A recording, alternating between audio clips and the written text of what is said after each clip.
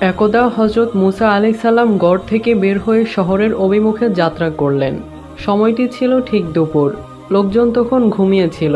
চারদিকে সবকিছু ছিল নীরব নিস্তব্ধ। এমনই এক ঘুমন্ত শহরের পাশ দিয়ে তিনি হেঁটে চলেছেন। হাঁটতে হাঁটতে কিছু দূর যাওয়ার পর তিনি দেখলেন ফেরাউনের বাবুর্চি কাবুলের সাথে সামুরা নামক এক কাঠুরিয়ার সাথে ঝগড়া চলছে। বাবুর্চি কাবুল ছিল কিপ্তি বংশীয় আর সামুরা ছিল বনী ইসরায়েল সম্প্রদায়ের লোক। সুতরাং স্বাভাবিকভাবে কাবুলের মনোবল ও সাহস ছিল অনেক বেশি। পক্ষান্তরে সামুরার অবস্থা ছিল এর চেয়ে বিপরীত। সে ছিল একজন অসহায় কাঠুরি। মুসা আলাইহিস সালাম দেখতে পেলেন ফেরাউনের বাবুর্চি কেবল সেই সামুরা নামক অসহায় লোকটির মাথার উপরে কাঠের বোঝা উঠিয়ে দিচ্ছে এবং সেটি বহন করার জন্য জোর জবরদস্তি করছে।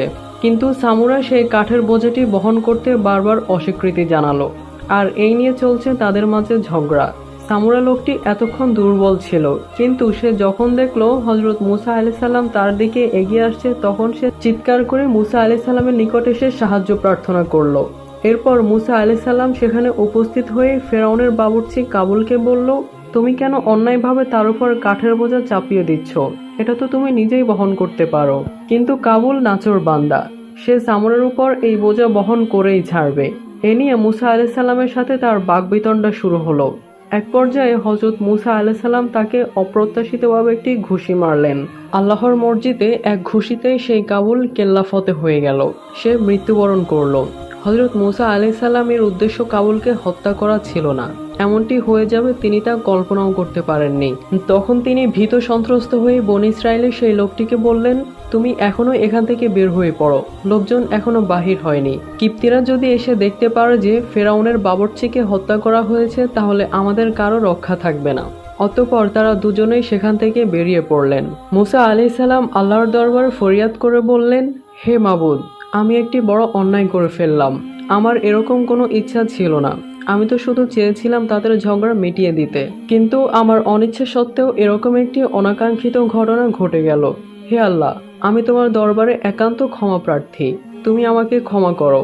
মহান আল্লাহ তাআলা পবিত্র কোরআনে সূরা কাসাসে উল্লেখ করেছেন যে তিনি মুসা আলাইহিস সালামকে এই অপরাধের জন্য ক্ষমা করে দিয়েছেন। এর কিছুক্ষণের মধ্যেই রাজপথে লোকজন বের হয়ে আসলো। পথে কাবুলের লাশ দেখতে পেয়ে তারা সঙ্গে সঙ্গে ফেরাউনের কাছে গিয়ে জানালো। ফেরাউন খোদ রাজমহলের বাবুর্চির উপরে এমন ঘটনা শুনে খুবই রেগে গেল। সে সবাইকে আদেশ দিল, তোমরা এখনই অনুসন্ধানে বের হয়ে পড়ো। কার এত বড় সাহস যে আমার বাবুর্চিকে হত্যা করেছে? যে করেই হোক হত্যাকারীকে আমার সামনে উপস্থিত করো। আমি সবার সামনে তাকে সমুচিত শাস্তি দেব। রাজকর্মচারীগণ ফেরাউনের আদেশ পেয়ে তখনই হত্যাকারীকে খোঁজার নিমিত্তে বের হয়ে পড়ল। কিন্তু হাজারো অনুসন্ধানের পরও তারা হত্যাকারীর কোনো খোঁজ পেল না। ওইদিকে হযরত মুসা আলাইহিস সালাম অত্যন্ত ভীত সন্ত্রস্ত হয়ে সেই রাতটি অতিবাহিত করলেন। এর পরের দিন সকালে তিনি আবার কাজের জন্য শহরের রাস্তায় বের হয়ে পড়লেন। কিছু দূর পথ অতিক্রম করার পর তিনি দেখতে পেলেন আবার সেই বনী ইসরায়েলি লোকটি রাস্তায় দাঁড়িয়ে আরেকজন কিপ্তি বংশীয় লোকের সাথে ঝগড়া করছে। সেই লোকটি যখন হযরত মুসা আলাইহিস সালামকে দেখতে পেল, তখন সে পূর্বের দিনের মতো সাহায্যের জন্য তাকে আবার ডাক দিল। হযরত মুসা আলাইহিস সালাম বুঝতে পারলেন এই লোকটা অত্যন্ত ঝগড়াটে একটা লোক। তিনি কাছে গিয়ে সেই বনী ইসরায়েলি লোকটিকে অত্যন্ত ক্রুদ্ধ গলায় বললেন, লোকদের সাথে ঝগড়া করাই কি তোমার স্বভাব? তুমি তো দেখছি অত্যন্ত ঝগড়াটে একটা লোক। সেই বনী ইসরায়েলি লোকটি তখন মুসা আলাইহিস সালাম থেকে এই ক্রোধান্বিত উক্তিটি শুনল এবং সে দেখতে পেল মুসা আলাইহিস সালাম তার দিকে এগিয়ে আসছে। তখন সে ভাবলো হযরত মুসা আলাইহিস সালাম হয়তো আজকে আমার উপরেই আক্রমণ করবেন এবং আমাকেই হত্যা করে ফেলবেন। এই কারণে সে ভীত সন্ত্রস্ত হয়ে বলল, হে মুসা, গতকাল তুমি যেভাবে একজন কিপ্তিকে হত্যা করেছ, আজকে কি তুমি আমাকেও সেভাবে হত্যা করতে চাও? বনী ইসরায়েলের মুখে এই উক্তিটি শুনে কিপ্তি লোকটা তার সাথে ঝগড়া বন্ধ করে তখনই ফেরাউনের দরবারে গিয়ে উপস্থিত হয়ে পড়ল। জাহাপনা, আজ আমরা কাবুলের হত্যাকারীর সন্ধান পেয়েছি, আর তা কোনো কিপ্তি বংশীয় লোকের কাছে নয়, বরং বনী ইসরায়েল বংশীয় সামুরা নামের এক ব্যক্তির মুখ থেকে শুনলাম আপনার পালক পুত্র মুসাই কাবুলকে হত্যা করেছে। ফেরাউন ইতিপূর্বে এমনিতেই মুসা আলাইহিস সালামের উপর রেগে আছে। যখন সে এই খবর জানতে পারল, তখন সে আরো ক্রোধে আগুন হয়ে গেল। তখন ওই ফেরাউন রাজ্যের সেনাবাহিনীদেরকে আদেশ দিল, যাও, মুসাকে এখনই গ্রেপ্তার করে আমার সামনে নিয়ে এসো। রাজ্যের সৈন্যরা এই আদেশ পেয়ে তখনই মুসা আলাইহিস সালামকে ধরার জন্য বের হয়ে পড়ল। যখন ফেরাউন হযরত মুসা আলাইহিস সালামকে ধরার জন্য চারদিকে সৈন্য পাঠিয়ে দিল, তখন ফেরাউনের দরবারে লুকিয়ে থাকা একজন ঈমানদার ব্যক্তি ফেরাউনের দরবারে লুকিয়ে থাকা একজন ইমানদার ব্যক্তি দ্রুত মুসা আলাইহিস সালামের নিকট দৌড়াতে দৌড়াতে আসলো। সে এসে বলল, মুসা, তোমাকে ধরার জন্য ফেরাউন চারদিকে সৈন্য পাঠিয়ে দিয়েছে। আমি শুনেছি তুমি নাকি তার বাবুর্চিকে হত্যা করেছ, আর এই অপরাধে সে তোমার শিরশ্ছেদ করতে চায়। সে মতে আমি তোমাকে বলতে চাই, যত দ্রুত সম্ভব এই দেশ পরিত্যাগ করে অন্য কোনো দেশে চলে যাও, যাতে কারোর সাথে তোমার কোনো দেখা সাক্ষাৎ না হয় এবং ফেরাউনের সৈন্যরা যেন ঘূর্ণাক্ষরেও তোমার অস্তিত্ব টের না পায়। যদি তারা তোমাকে ধরতে পারে তাহলে নিশ্চিত তোমার প্রাণ চলে যাবে। হযরত মুসা আলাইহিস সালাম পূর্ব থেকে আতঙ্কিত ও ভীত ছিলেন। যখন তিনি এই সংবাদ শুনতে পেলেন তখন তিনি আরো আতঙ্কিত হয়ে পড়লেন। এরপর কাল বিলম্ব না করে পথের কোনো সামানাদি না নিয়েই মিশর ত্যাগ করে তিনি মাদায়েন অভিমুখে রওনা হলেন। তার মনে শুধু বাদশার আদেশের ভয়ই ছিল না, কিপ্তিদের কর্তৃক প্রাণনাশের আশঙ্কাও ছিল। কেননা কাবুলের হত্যার ব্যাপারে ক্রুদ্ধ কিপ্তিগণ সম্মিলিতভাবে যে তার উপর আক্রমণ চালাবে না এই ব্যাপারে তার কোনো সন্দেহ নেই। সুতরাং তিনি কারো নিকট কিছু বলা তো দূরের কথা, মাতৃতুল্য বিবি আসিয়ার নিকটও কিছু বলে গেলেন না। একা একা তিনি মাদায়েনের উদ্দেশ্যে যাত্রা করলেন। তাফসিরে কুরতুবিতে লেখা আছে, মাদায়েন থেকে মিশরের দূরত্ব ৮ দিনের পথ। তিনি একাই বেরিয়ে পড়লেন এবং মহান আল্লাহ তাআলার দরবারে প্রার্থনা করতে লাগলেন, হে আল্লাহ, আপনি আমাকে সঠিক পথ দেখান। হযরত মুসা আলাইহিস সালাম পথ চলতে চলতে ক্লান্ত হয়ে পড়লেন। তিনি এতটাই ক্লান্ত হয়ে গেলেন যে তার নখগুলো পর্যন্ত ফসকে গিয়েছিল। তার কাছে কোনো খাবার ছিল না। দীর্ঘ ৮ দিন তিনি গাছের পাতা খেয়ে জীবিত ছিলেন। আর তিনি একাধারে চলতে লাগলেন মাদায়েনের দিকে। চলতে চলতে হঠাৎ তিনি তার পথ চিনতে পারছিলেন না। মহান আল্লাহ তাআলা হযরত জিবরাইল আলাইহিস সালামকে আদেশ দিলেন, হে জিবরাইল, যাও, তুমি আমার নবীকে সঠিক পথ দেখিয়ে দাও। হযরত জিবরাইল আলাইহিস সালাম তখন অদৃশ্য থেকে সঠিক পথের সন্ধান দিতে লাগলেন। আর এভাবেই মহান আল্লাহ তাআলার অদৃশ্য সাহায্যপ্রাপ্ত হয়ে হযরত মুসা আলাইহিস সালাম মাদায়েনে এসে পৌঁছালেন। যখন তিনি মাদায়েনে এসে পৌঁছালেন তখন তিনি অত্যন্ত ক্লান্ত ও শ্রান্ত ছিলেন। ক্লান্তিতে তার শরীর একদম ভেঙে আসছিল। তখন বিশ্রাম গ্রহণের জন্য একটি বৃক্ষের ছায়ায় বসলেন। সেখানে তিনি বিশ্রাম গ্রহণ করছিলেন।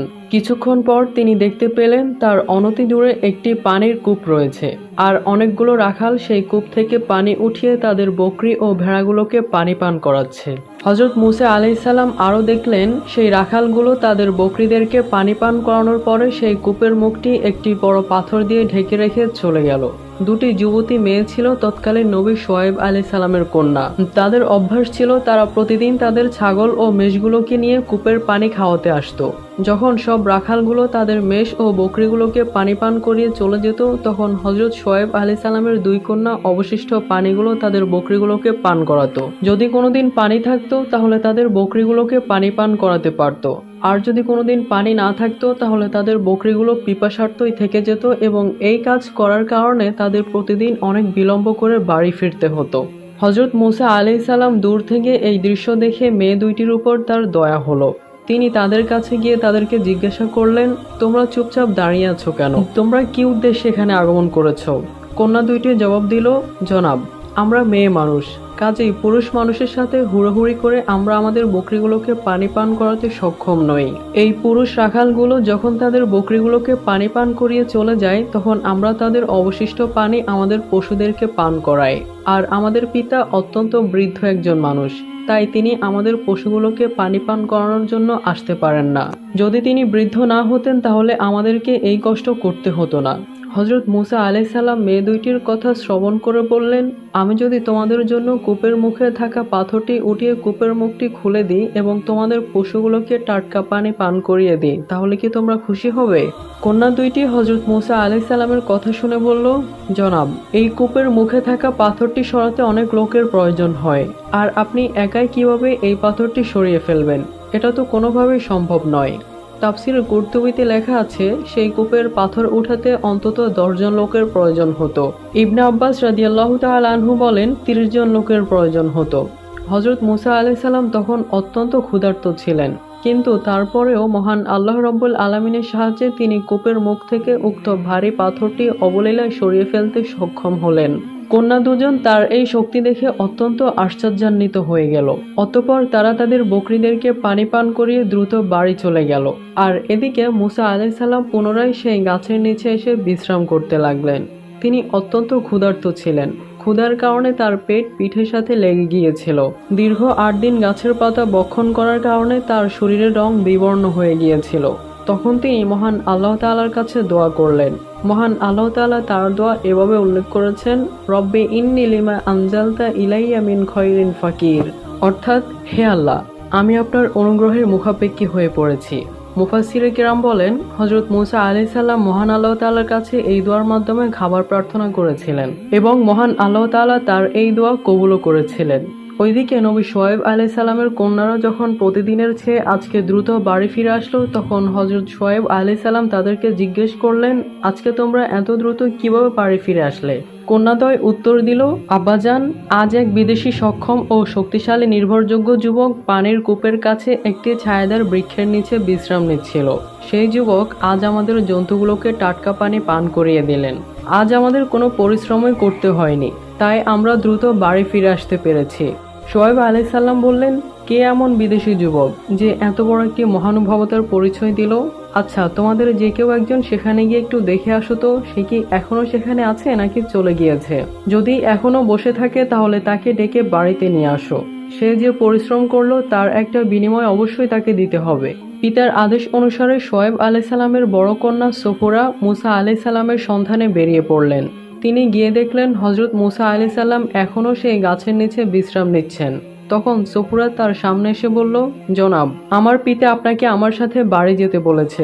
হযরত মূসা আলাইহিস সালাম সফুরার প্রস্তাব শুনে সাথে সাথে যাওয়ার জন্য রওনা হলেন।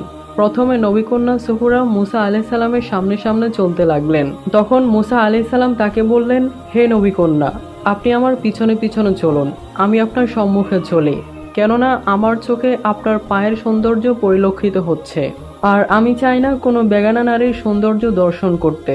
মূসা আলাইহিস সালামের এই কথা শুনে সফুরা বলল, জনাব, আপনি তো আমাদের বাড়ি চিনবেন না, এই কারণেই তো আমি আপনার সামনে সামনে হাঁটছি। মূসা আলাইহিস সালাম বললেন, আমি আপনার সামনে হাঁটতে থাকি, যদি কোনো পথ ভুল করে থাকি, অন্য পথে চলে যাই, তাহলে আপনি আমার পিছন থেকে সঠিক পথ বলে দিবেন।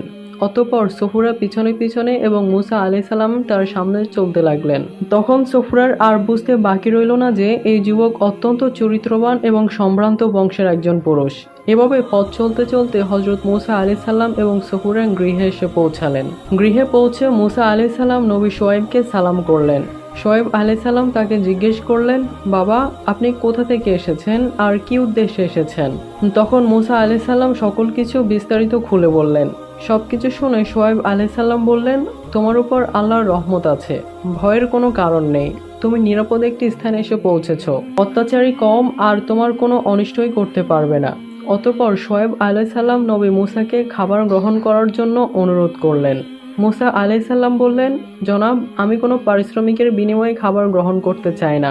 শুআয়ব আলাইহিস সালাম বললেন, আমি আপনাকে পারিশ্রমিকের বিনিময়ে খাবার খাওয়ার জন্য অনুরোধ করছি না, বরং এটা আমার এবং পূর্বপুরুষের অভ্যাস যে আমরা মুসাফির এবং মেহমানদেরকে আপ্যায়ন করে থাকি। তখন মূসা আলাইহিস সালাম খাবার খেতে এবং তাদের ঘরে বিশ্রাম নিতে রাজি হলেন। এদিকে শুআয়ব আলাইহিস সালাম তার কন্যাদের সঙ্গে মূসাকে নিয়ে আলাপ আলোচনা করছিলেন।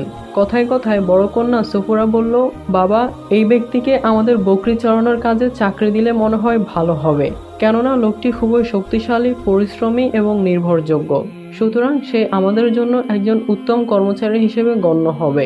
শুআয়ব আলাইহিস সালাম তখন বললেন, কূপ থেকে পানি নিয়ে তোমাদের বকরিদেরকে পানি পান করানোর মাধ্যমে তোমরা তার শক্তি ও পরিশ্রমের পরিচয় পেয়েছো, কিন্তু সে যে চরিত্রবান এবং বিশ্বস্ত লোক তার প্রমাণ কি? সফুরা তখন বলল, আব্বাজান, আমার কাছে তারও প্রমাণ আছে, আমাদের বাড়িতে তাকে নিয়ে আসার সময় আমি তার প্রমাণ লাভ করেছি।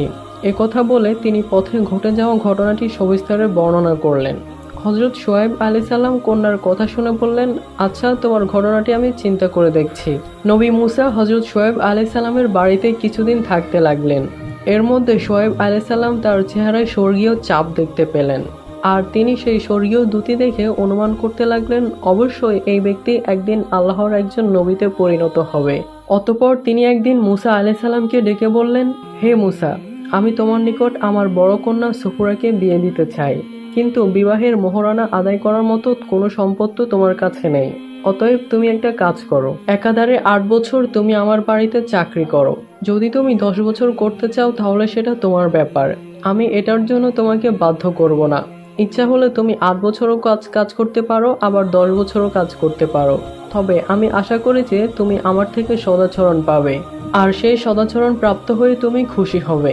ওয়াদা ভঙ্গ করা কোনো ইমানদারের কাজ নয়। তুমি আমাকে ওয়াদা পালনকারী হিসেবেই দেখতে পাবে।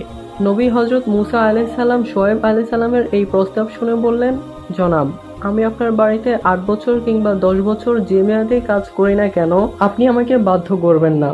অতঃপর তিনি প্রস্তাবে রাজি হয়ে গেলেন। হজরত মুসা আলাইহিস সালামও যখন রাজি হয়ে গেলেন, তখন আর শুভ কাজে দেরি করে লাভ নেই ভেবে হজরত শোয়েব আলাইহিস সালাম তার বড় কন্যা সফুরার সাথে মুসার বিয়ে দিয়ে দিলেন। বিবাহের কিছুদিন পরে শোয়েব আলাইহিস সালাম মুসা আলাইহিস সালামকে একটি লাঠি দিবেন বলে মনস্থির করেছেন। এই লাঠিখানা হজরত জিব্রাইল আলাইহিস সালাম বেহেশত থেকে এনে আদি পিতা আদম আলাইহিস সালামকে দিয়েছিলেন। হজরত আদম আলাইহিস সালাম এই লাঠিটি মেসওয়াক হিসেবে ব্যবহার করেছিলেন। অতঃপর নবী পরম্পরায় সেই লাঠিটি কালক্রমে শোয়েব আলাইহিস সালামের হাতে এসে পৌঁছেছিল।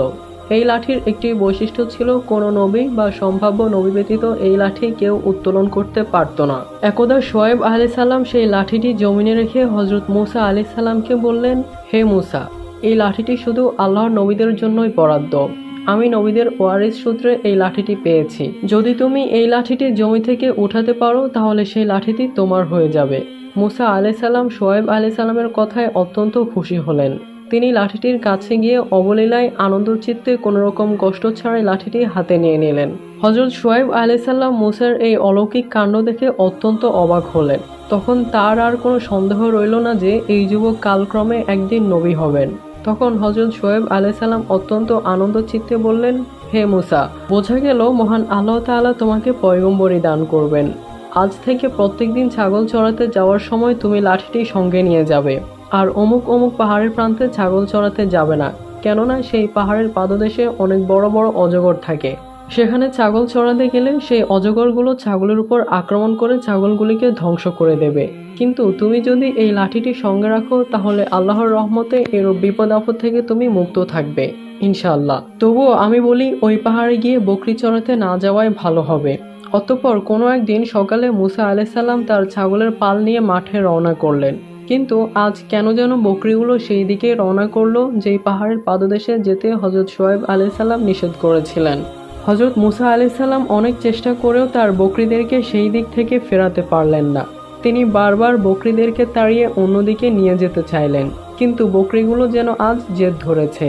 তারা অন্য কোনো প্রান্তে নয়, সেই নিষিদ্ধ প্রান্তেই যাবে। শেষ পর্যন্ত তাই হলো। মুসা আলাইহিস সালাম বকরিগুলোকে ফিরিয়ে রাখতে পারলেন না। বকরিগুলো সেই নিষিদ্ধ পাহাড়ের পাদদেশে গিয়ে ঘাস খেতে আরম্ভ করলো। অনেকক্ষণ দৌড়াদৌড়ি করে মুসা আলাইহিস সালাম খুবই ক্লান্ত হয়ে পড়েছিলেন। তাই তিনি বিশ্রাম করার জন্য অনতিদূরে একটি বৃক্ষের নিচে গেলেন। তখন তিনি তার হাতের লাঠিটি পাশে রেখে বললেন, হে লাঠি, আমি নিদ্রা যাচ্ছি। তুমি লক্ষ্য রাখবে কোনো সাপ বা অজগর যেন আমার বকরিগুলোর উপর আক্রমণ করতে না পারে। এই কথা বলে হজরত মুসা আলাইহিস সালাম ঘুমাতে শুরু করলেন। মুসা আলাইহিস সালাম ঘুমে মগ্ন হওয়ার একটু পরে পাহাড়ের পাদদেশ থেকে একটি অজগর সাপ বের হয়ে আসলো। সাপটি মুসা আলাইহিস সালামের ছাগল পালের দিকে এগিয়ে যেতে লাগলো। ঠিক তখনই মুসা আলাইহিস সালামের সেই লাঠিটি অজগর সাপটির চেয়ে আরো বড় একটি অজগর সাপে পরিণত হলো। ছাগল পালের দিকে ধাবমান সেই সাপটিকে প্রচণ্ড আক্রমণ করে সে সেখানেই মেরে ফেললো। মৃত সাপটি সেখানেই পড়ে রইল। হজরত মুসা আলাইহিস সালাম ঘুম থেকে জেগে দেখলেন একটি সাপ মৃত অবস্থায় পড়ে আছে। এটা দেখে তিনি বুঝতে পারলেন এটা অবশ্য এই লাঠির কীর্তি। সন্ধ্যাবেলায় মুসা আলাইহিস সালাম বকরির পাল নিয়ে গৃহে প্রত্যাবর্তন করলেন। অতঃপর শোয়েব আলাইহিস সালামকে তিনি বললেন, আব্বা জান, আপনি যা বলেছেন তাই সঠিক। আপনি যে এই পাহাড়ের পাদদেশে বকরি চড়াতে নিষেধ করেছেন, আজকে আমার বকরিগুলো সেই পাহাড়েই চলে গিয়েছিল। কোনো রকমেই আমি তাদেরকে ফিরিয়ে রাখতে পারলাম না। বকরিগুলোকে তাড়াতে তাড়াতে আমি অত্যন্ত ক্লান্ত হয়ে পড়েছিলাম। তখন আমি একটি গাছের নিচে বিশ্রাম নিতে গেলাম আর আমার চোখে নিদ্রা চলে আসলো। তখন আমি আমার লাঠিটিকে ছাগলগুলোকে পাহারা দেওয়ার জন্য নিযুক্ত করে নিদ্রামগ্ন হয়ে গেলাম। কিছুক্ষণ পর ঘুম থেকে জেগে দেখলাম আমার সামনে একটি মৃত সাপ পড়ে আছে। ঘটনা শুনে হযরত শোয়েব আলাইহিস সালাম বললেন, দেখেছো বাবা, আমি যা বলেছি ঠিক তাই হলো। তোমার সঙ্গে যদি লাঠিটি না থাকতো তাহলে না জানি সেই সাপটি কতগুলো বকরির প্রাণনাশ করত। হযরত মুসা আলাইহিস সালাম এভাবেই শোয়েব আলাইহিস সালামের বাড়িতে ছাগল চড়িয়ে জীবন কাটাতে লাগলেন।